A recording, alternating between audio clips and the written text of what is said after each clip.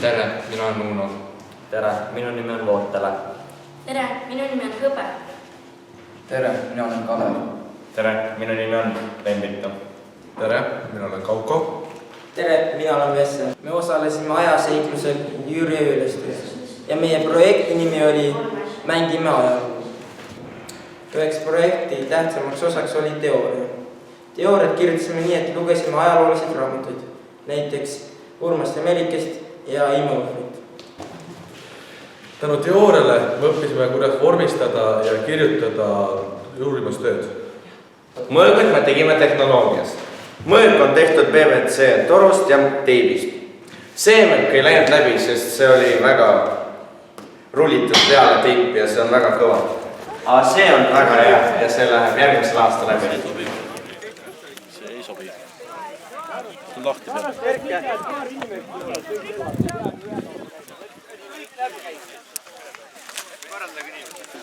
Meie sõdalaste kostüümid olid siis tehtud hallist fliisist ning minu oma oli tehtud linasest riidest. Nii, ajasturiided on olemas, Aveli pere reliikvia on olemas, ära kaotada ei tohi. Läksime. Siis natuke treeningust, et meil käis siin külas Silver Org ja tegi meile paar kiirtreeningut. Ja kui me läksime siis sinna Jüri Ülestõusu mängule, saime ka seal väikse kiirtreeningu ja meie peale röögiti üsna palju, sest me olime enda barbaarse võitlusviisiga ära harjunud. Ülevalt alla X niimoodi, tuleb alt ülesse ka niimoodi X, et tulevad alt löögid ja siis lõpus tuleb siia nagu keskel nagu teed nagu sorra on selle lõpu märgi, vaata. Ehk siis teed niimoodi, siis hakkabki niimoodi käima. Mitte, et sa ei tee niimoodi, vaid sa teed nagu pikema löögina, siis alt üles. Kui me jõudsime koha peale, siis seal oli 3 lahingut.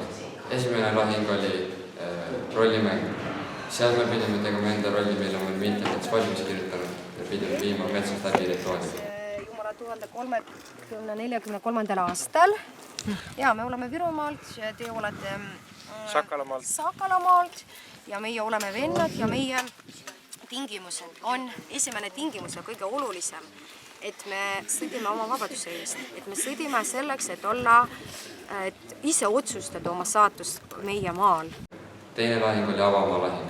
Seal me pidime kuulama, mida ütles meile kuningas.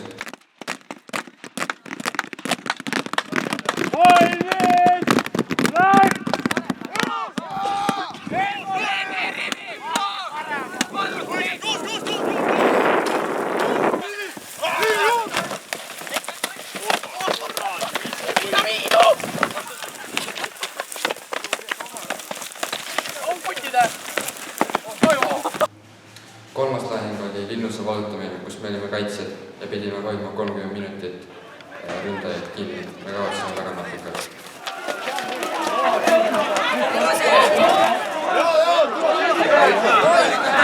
Kõik poisid alguses kartsid, et me võime jääda seal nälga, kui saime teada, et toit on kajastukohane, kuid need olid ikkagi väga maitsvad ja täitsid kõhtu korralikult. Väga tore selle mängu puhul oli see, et kuna me oleme ajaloo tundides Jüri kohta rääkinud ja õppinud, oli väga hea kogemus seda ka kogeda. Oli, et tasuks rohkem selliseid üritusi teha. Järgmine aasta näeme Kossi Nurme!